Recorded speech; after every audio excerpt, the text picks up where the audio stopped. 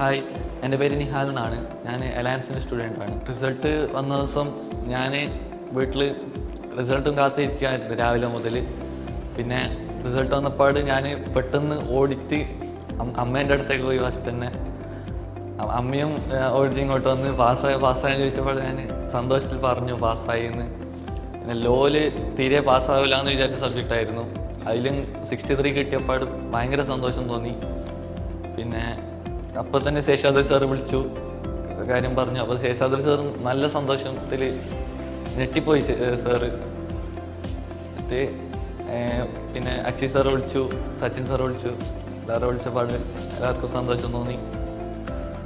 ഞാനും ഭയങ്കര പ്രൗഡായി.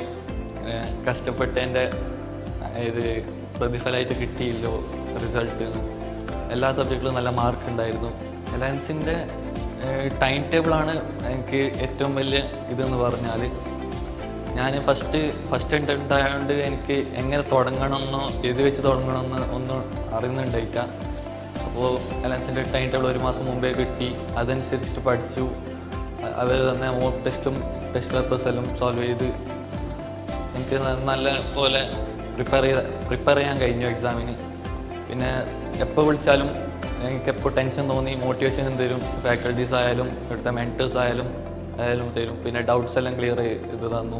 CA വരുന്നവരോട് പറയാനുള്ളത്, അന്നന്ന് പഠിപ്പിക്കുന്ന ടോപ്പിക്സ് അന്നന്ന് തന്നെ ക്ലിയർ ചെയ്ത് പോവുക. സ്വന്തമായിട്ട് നോട്ട്സ് ഉണ്ടാക്കുക.